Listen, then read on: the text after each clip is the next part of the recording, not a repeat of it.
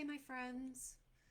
We are here at Training Tuesday, and can I tell you, I am so glad to be here right now. I don't know if any of you are having a Tuesday where you're kind of wishing it was already Friday. And I don't know if this is like because we've got Mercury retrograde kicking in, and so communications are supposed to be harder right now. I don't know what it is. All I know is today I was back to back to back with calls and meetings and things, and I'm just happy to be here. I'm I am done with it being Tuesday. I want it to be Saturday. So, hey, it's Christine. I'm happy to see you, Miss Christine. Um, and I hope you're having a better Tuesday than I am. Actually, my Tuesday just got a whole lot better. Jumping on this is my favorite time of day on Tuesday, being able to chat with you guys, and today I need it. So, interestingly enough, because we are kicking into Mercury retrograde, I think that officially started today. Might have been yesterday, but something like that. If you believe in the alignment of the planets and all that good stuff, then what Mercury retrograde tells us is that it is a very good time to slow down when it comes to technology and communication.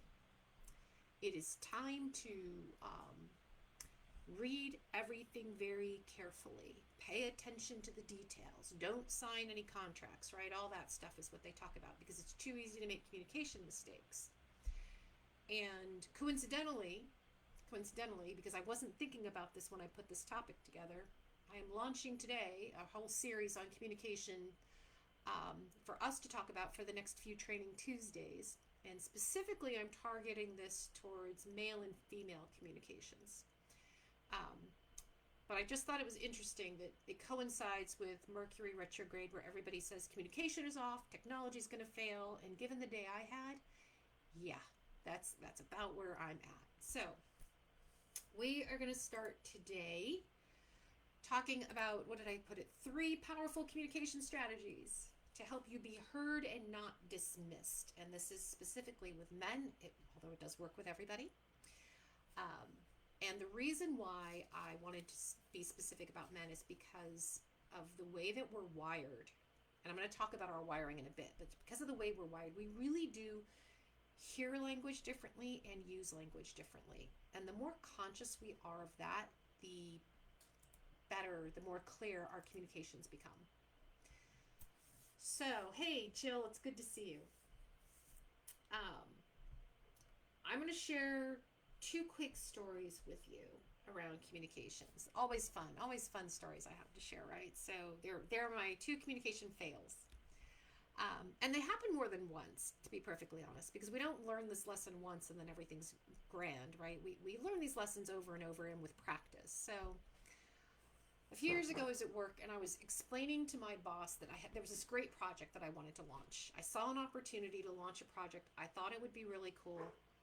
I was sure that there were some great business benefits to this that my boss would be all excited about. And I wanted his permission to like take off and run with it, right? To just tell me yes, I can go, and I swear I'm going to go make it happen. And so I popped by his office and I said, I thought I was being clever, right? Thought I was being so clever. I said, I can convince you in 10 minutes that this project is everything you need it to be. And he was like, all right, you have 10 minutes. Because he was like, I got to get to a meeting. You've got 10 minutes. And then I was so excited because he said yes. So I had the chance. And so I just start telling him everything, right? All the passion, all the enthusiasm comes out. And I had been preparing for this conversation for a long time. Because I was like, this can't fail. It's so great. It would be so cool to tackle this. I had done all this research. I had dates. I had numbers, right? I had statistics. I had all this stuff. And it just started pouring out. All of it. All of it. And I only had 10 minutes. So as it all pours out, I start talking faster and faster and faster because I got to get it all in so that he understands the whole picture, right? The big picture and what's going on and why it's going to work and the details of success and all of this. And I was so excited. It took me a while to realize that he just sort of glazed out, and he was sitting back at his desk and he was sort of not really looking at me. He was sort of focused a little bit to the side of me. and his fingers were like drumming on his desk. And I finally stopped and took a breath. And he was like, "Yeah, sounds okay. I'll have to think about this." And then he got up and he ran. And I was like, "Wait a minute. Wait a minute. This was a slam dunk. Did he not just hear everything I said?" And so I looked at my watch, and rather than 10 minutes, I'd been talking for a little over 20. Um, and so that project didn't get greenlighted. It didn't get approved or funded, not that year. But it did give me a lot to think about. And I had fallen in this trap of over preparing and over complication. I had overcomplicated the story and the pitch that I wanted to share with him because I was trying to get it all in. And the result was I overwhelmed him.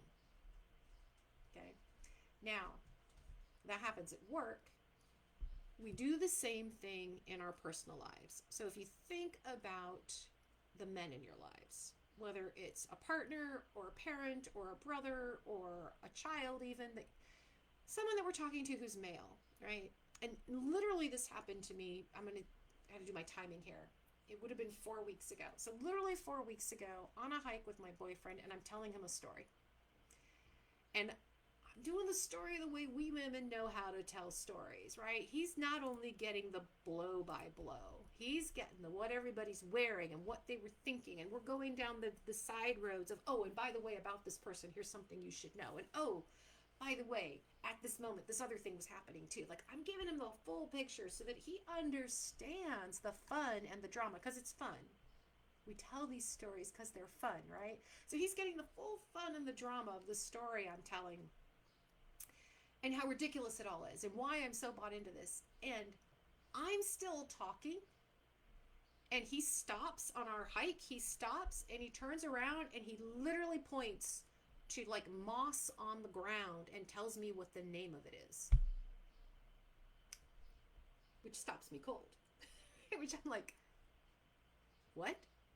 And he repeats the name of the moss on the ground. So now in future hikes, I know how to recognize this particular moss. And complete non sequitur, right? Had nothing to do with the topic. And I was like, what the, you know what? WTF. There are times when I'm telling him a story too where he literally just starts to wander away. Like, just leaves the room, wanders away. And this is how I know that I am getting lost in my own story and kind of getting off track, right? Because his reaction is complete overwhelm. I have given him so much information and so much data, and this poor man is trying to figure out, what am I supposed to remember? What's important in this story? Is there a problem here I'm supposed to help her solve? What is the point of all this? Because they don't talk the way we do. They don't vent. They don't release energy the way we do. And we release a lot of energy through our words. So he just wandered away. Or at that point, he was describing moss to me. And I had to breathe for a few minutes because I was honestly pretty pissed for a couple minutes. And then I had to go, okay, Natalie, think about this. So let's talk about how men and women are wired differently. And before I do, I'm going to pause here because I see Jackie's here. Hello, Miss Jackie. It's lovely to see you. And I want to invite any of you who are on to say hello. And as always, share where you are, what you're doing, why you're here. And as I'm going along and describing this, I'm always happy to hear your stories, your questions, your comments. Make it as much of a conversation two-way as we can. So I just described two situations to you guys. I would love to know if any of you have experienced either of those situations before, in terms of getting so passionate about a project that you kind of vomit it all up, or in just trying to share a story and tell a story to somebody male that you care about, having them completely lose focus on what you're doing. And while you think about that and share with me if you've experienced that or not, I will tell you that I am Natalie Hahn. I am CEO of Dirty Girls Consulting, and I am welcoming you to Training Tuesday, where we are going to be talking about communication. And we're going to talk about communication for the next few weeks, specifically looking at the dynamics between male and female communication. And thank you, Jackie. I'm glad it's not just me. And hey, Jill, I'm glad you've experienced some of this too. Um, when I first launched Dirty Girls, the focus of it was and still is helping women get through what I call the glass obstacle course, right? The career path that we navigate, particularly in corporate America, it's not just about a glass ceiling, because that glass ceiling isn't so much what it was anymore, but we still have what I call the glass obstacles. We don't always see them until we trip over them. And some of those obstacles we put in our way, and some of those obstacles are put in our way, but we still have to navigate that in the path, right, to our career success, whatever it is that we want that to be, however we define that. Communication's a big part of it. Our ability to communicate effectively, especially with the opposite sex, because the background I come from and the background that many of my clients come from is one of male dominated industries. So I spent a few years studying with Alison Armstrong. She's a researcher on men, actually. Her whole focus in research is on understanding men. And she wrote a book with that same title. And her whole understanding of men, her whole premise was, what if they're not misbehaving? Because our assumption most of the time when men do not respond to us in the way that we think they should, our assumption is that they are misbehaving. What if nobody's misbehaving? What if this is really, we're just wired a little bit differently? We think differently. We communicate differently. So understanding that was a huge eye-opener for me in terms of how I communicate in my relationships with all the men in my life. My kids, my dad, right? The men in my life. My bosses, my coworkers, all of them. So when I talk about communication strategies between the genders, I'm talking about it in terms of how do we improve our communication, not because anybody's doing anything wrong, but because we come at it differently. So the more we understand and the more we raise our awareness, the more effective we can be. And the more effective we can be, the more we can actually manage our careers in the direction we want it to go. So let's talk about this. So Jackie is currently navigating this situation. Yeah, so half have authority, half are peers. And this is the world we live in, especially in corporate America, which is still very much a male construct. All right, so let's go back 10,000 years and let's talk about how the brain has changed, right? Human evolutionary psychology. So we have a friend named Nigel Nicholson at the London Business School who did a bunch of research about evolutionary psychology and how the brain has changed. And what he discovered is that 10,000 years is not enough time for the brain to make any significant changes. Our brains have not changed in 10,000 years. We are hardwired. We are still hardwired to make irrational emotional decisions. We are still hardwired to really love a good story. And we are hardwired to understand that reciprocation equals survival. So the other way to say that is we're hardwired to live in community. We understand that we get along, we survive, we live happier, healthier lives when we work together. So those are three core things that we are still hardwired from our brain 10,000 years ago. We're still emotional, which means sometimes we're irrational. We love good storytelling, and we understand that we have to work together in order to survive. Now, I want you to keep this phrase in mind because I love this. The Harvard Business Review did some research on this, and their statement was, if you've got a pencil, write this down, from the Harvard Business Review was, you can take the person out of the Stone Age, but not the Stone Age out of the person. Our brains still have Stone Age mentality hardwired in it. So now I want you to think about your reaction to things, right? Let's go back 10,000 years. And you're in this caveman, cavewoman, Stone Age society. And your man is out hunting. You are gathering the berries and the roots, and you're tending the home fire. And this is the age where we're just starting agriculture. So you may be gardening, essentially, right? maintaining a farm with herbs and root vegetables and things like this. Um, your job 10,000 years ago was to take care of the homestead, and his job was to go hunt and bring back the meat, right? So our jobs were clear as women in Stone Age society, hearth, home, community. That's what we were responsible for. Care for the children, manage the community and the elderly. We stayed put. The men were responsible for hunting, food, and protection. So it's all very clear cut 10,000 years ago. So what happens? You're a Stone Age woman. You're gardening, you're raising children. There's no birth control in this day and age. What happens when your Stone Age man comes back with his hunk of mammoth meat or whatever whatever he shot and is bringing home, and starts admiring another woman? What happens then? What happens then is you die. That's what happened back then. If your man, who was your feeder and protector, turned his attention to another woman, and suddenly he's bringing his meat home to her and not to you and your kids, you don't survive. Fast forward to today. Modern women, we have jobs. We can take care of ourselves. We're at a work party with our significant other, and we can see him flirting with a coworker of his who he clearly works closely with. What happens? We call it the green-eyed monster, right? That comes up. It's your inner cave woman.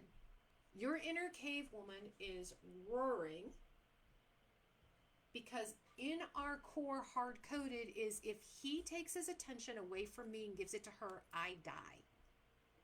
Sounds really extreme, right? But that's why that jealousy is so strong.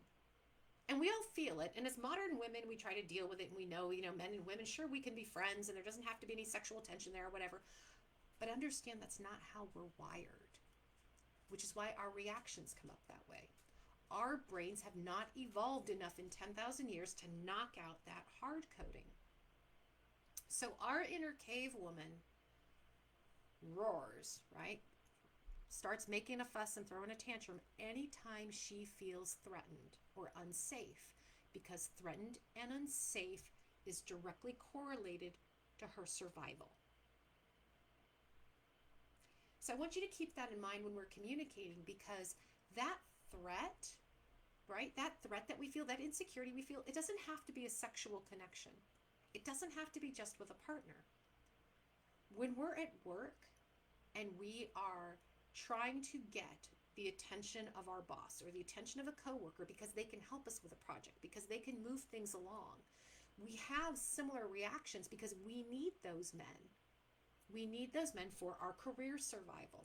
We need those men because our jobs are our paychecks, which is our livelihood, which is our survival. So it really does go deeper than just we're being petty or jealous or we're being too emotional or any of that stuff. There is some hard coding in us that says when a man doesn't pay attention to us, our lives are at stake. So what's different today in modern women is that we have the ability to recognize that this is hard-coded wiring in us and then think it through and retrain ourselves. So that's part of what we're going to talk about in this series, right? It's retraining ourselves to some different patterns, because while our brain has not evolved that hardwiring, we ourselves can consciously start changing our own patterns. So Christine, I'm looking at what you wrote, and I get it. And I'm going to talk a little bit more about why men can't always seem to follow our stories, and then what we do about it so that we can share our stories, but without pushing them into that place of overwhelm. And Erwin, we know, was an exceptional man and an exceptionally good listener and very funny. And he would love this, but we're about to go into. So we're going to talk about how we're wired differently first. So the first thing to know is that the way that we are typically wired, and again, I'm going to back up for a second here. I'm talking in generalities. I know that. And I'm talking about gender, and I know that there's a gray line around gender. So just keep in mind what I said at the beginning of these strategies can work for the same gender as well as cross gender. But this is what research shows is typical per gender. And given our chemical and hormonal makeup, there is a difference between the sexes. And so where I coach from is in full recognition that there is a difference between the way men and women are wired, and therefore the way that we both perceive and interact throughout the world. So if you disagree with that basic premise, first of all, my coaching's probably not for you.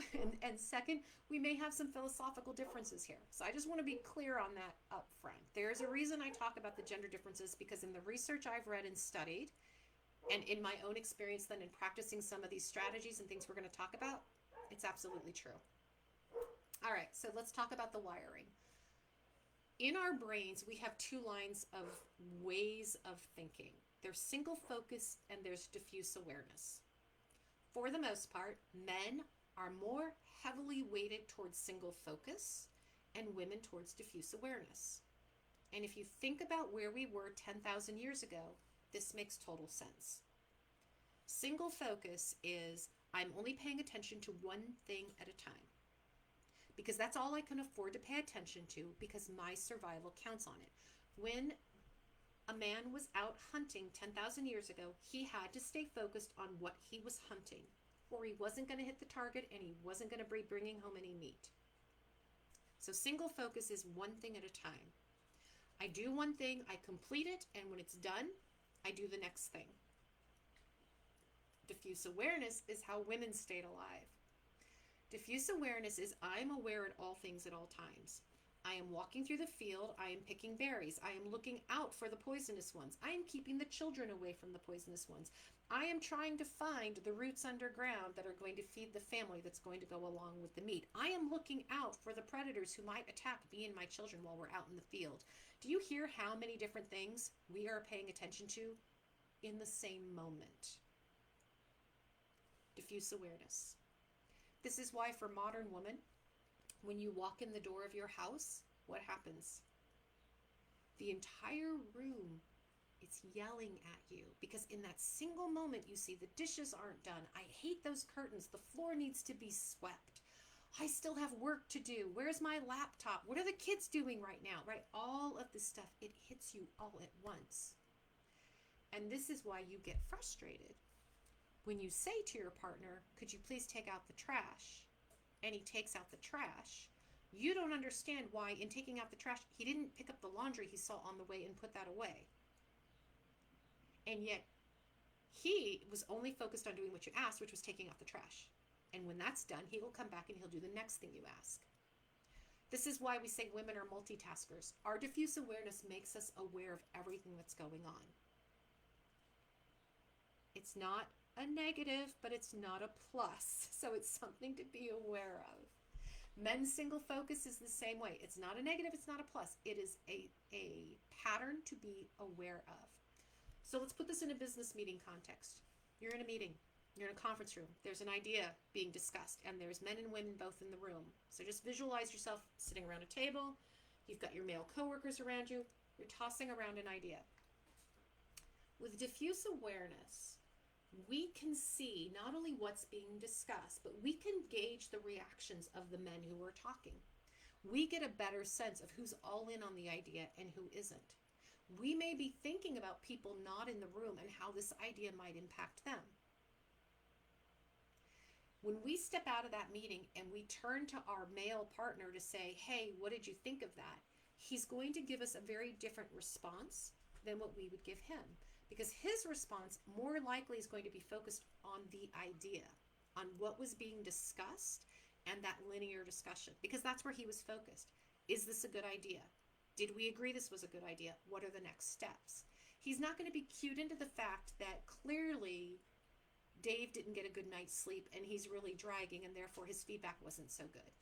He might not be cued into the fact that Gina has an entire team of people who are working for her who are completely stressed because they're understaffed. And so her responses might be tainted by that. When somebody is truly single focused, they're following a single thread. Men and women have both these qualities, single focus and diffused awareness.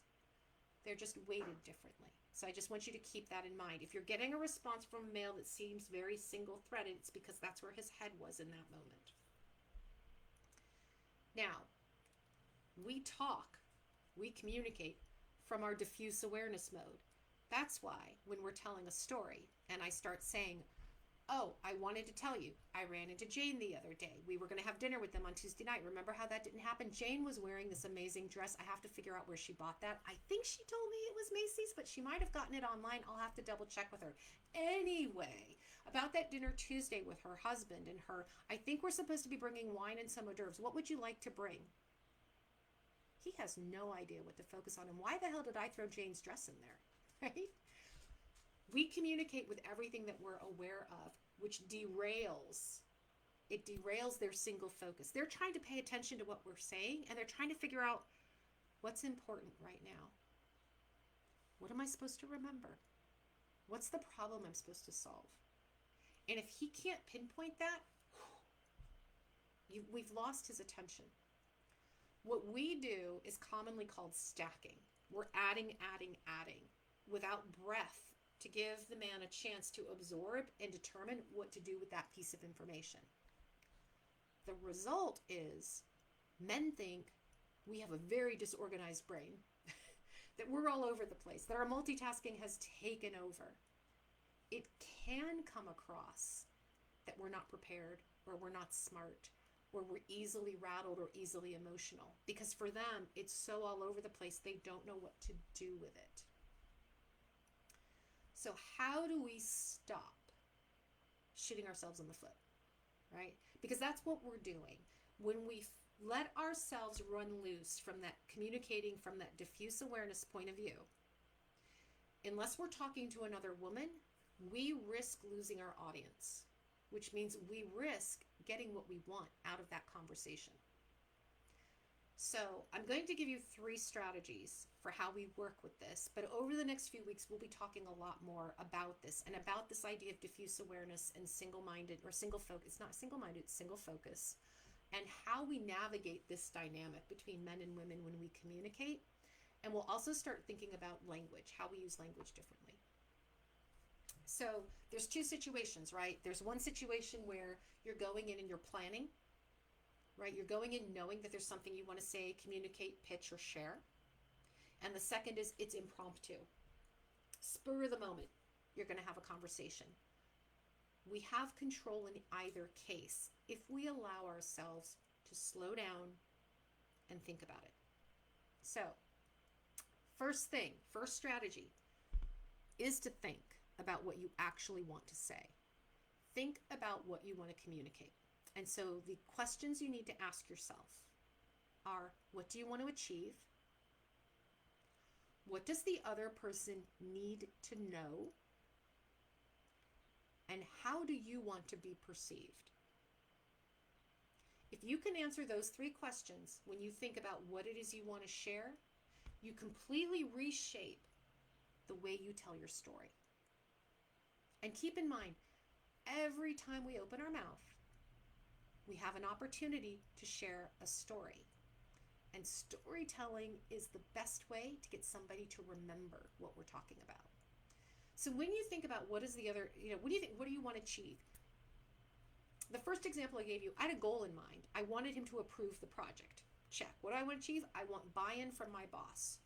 2, what does he need to know?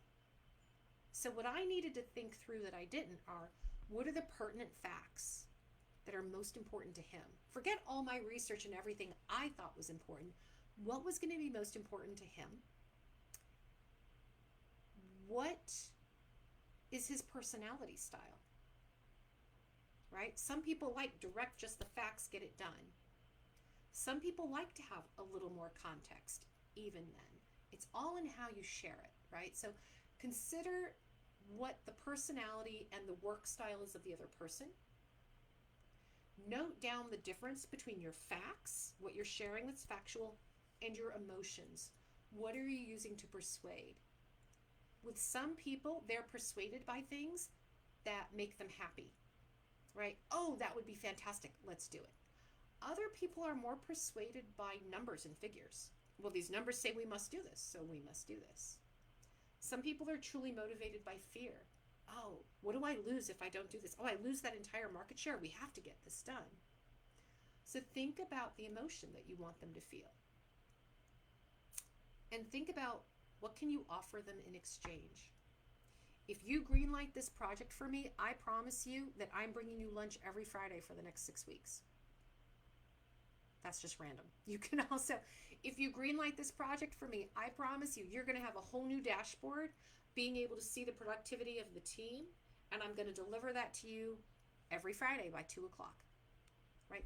Is there something you can give them in exchange that helps your case? And that, how do you want to be perceived? So who are you? When I walked into that meeting at my boss, I thought I wanted to be perceived as this very savvy salesperson. Boss, I can sell you this idea in 10 minutes. But the rest of my communication didn't show up that way. I showed up as this manic, very excited, passionate person about this project, but I was all over the place with my ideas. When I wanted to show up as a savvy, in-control salesperson who was leading him down a path that would get him to the obvious conclusion that he needed to greenlight the project. So when you have time to prepare for it, ask yourself those 3 questions. What do I want to achieve? What does this other person need to know? And how do I want to be perceived? That shapes your story. Pardon me. Strategy 2. Strategy 2. Practice. Practice what you're going to say and practice how you're going to say it. Once we open our mouths, we tend to fall back in our comfortable speech patterns.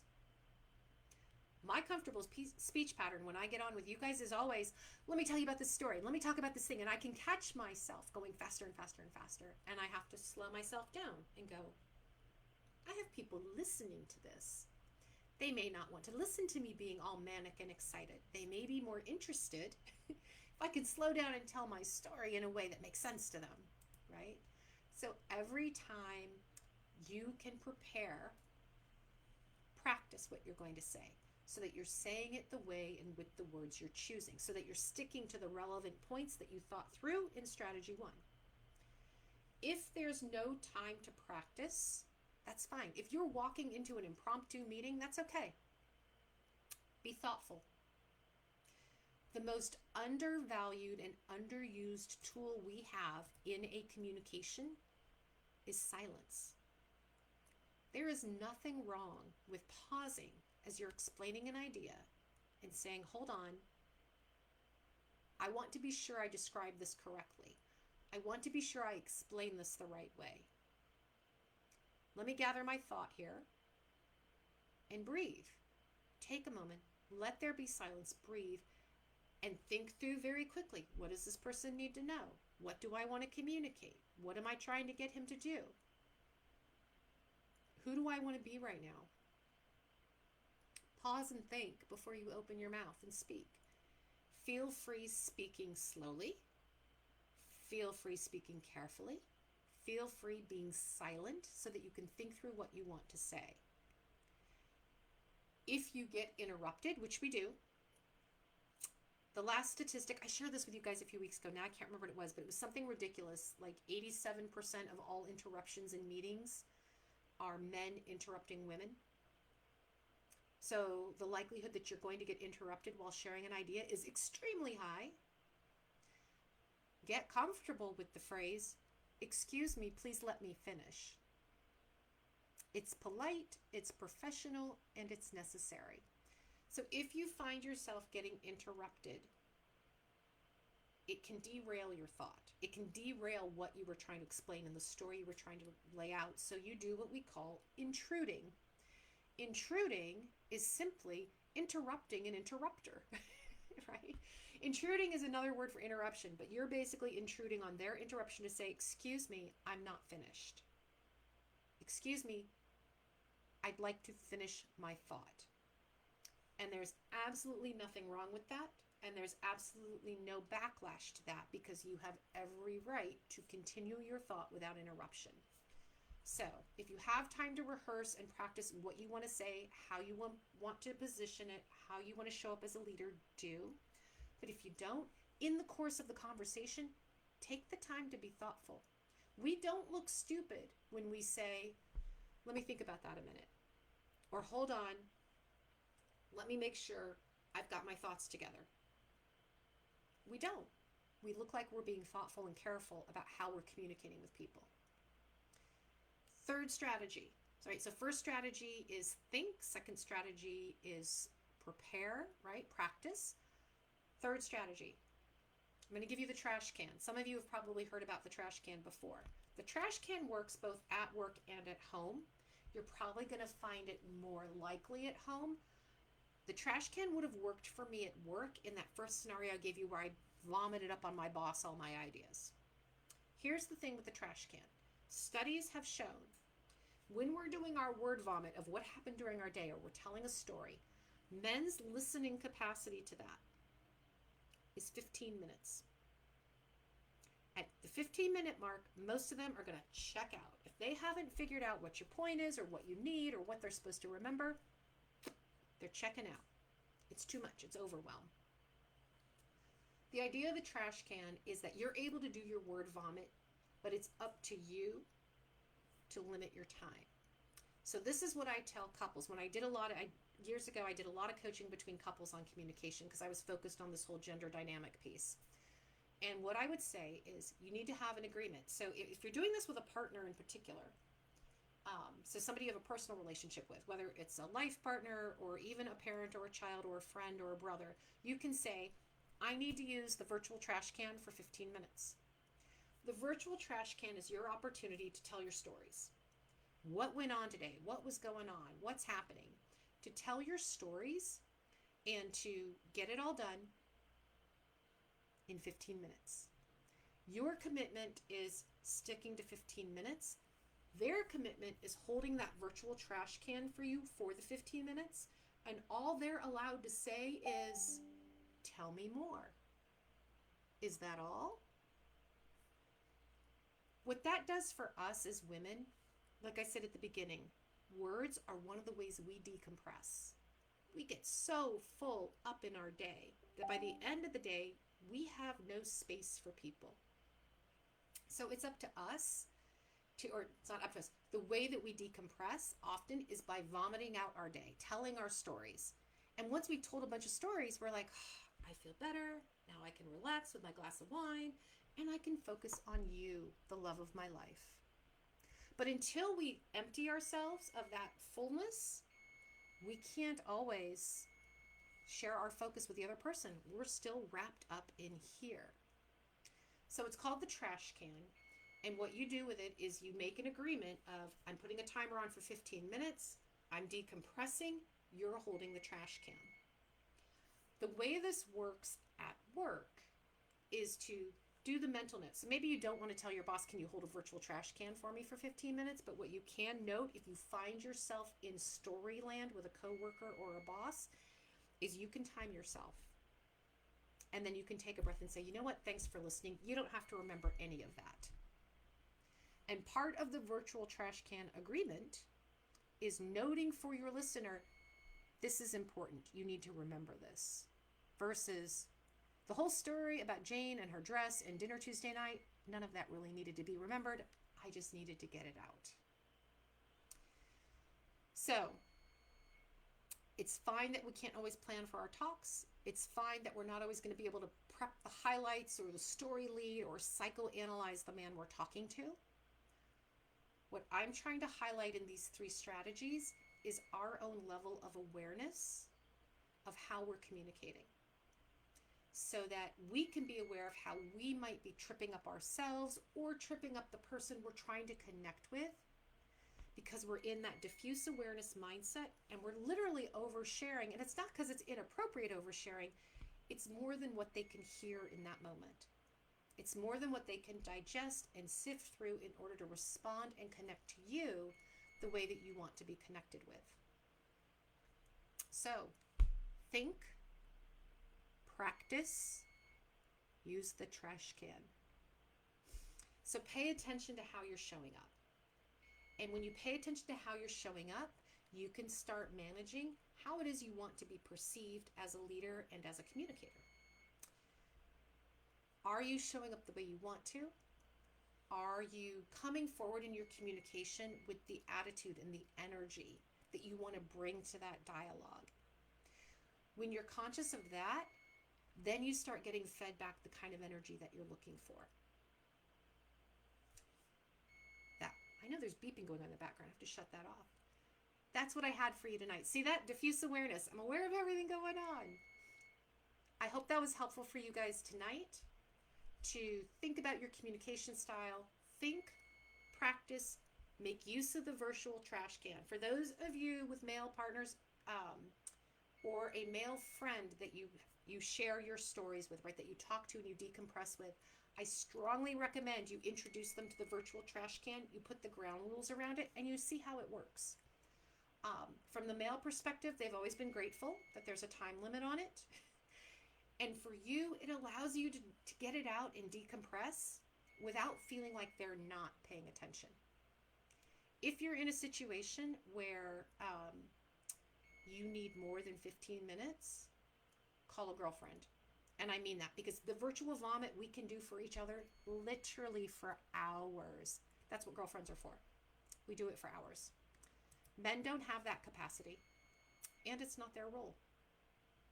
All right, I'm letting you go for tonight, ladies. If you have any questions or comments, please share them in the chat. I hope this start to communication was helpful. We're going to tackle a few more communication topics. Got to slow down over the next few weeks. And so if you have ones in particular that you would like to focus on, shoot them my way. And I'm happy to cover those as well. So thank you for joining Training Tuesday. I hope you guys have a fabulous night.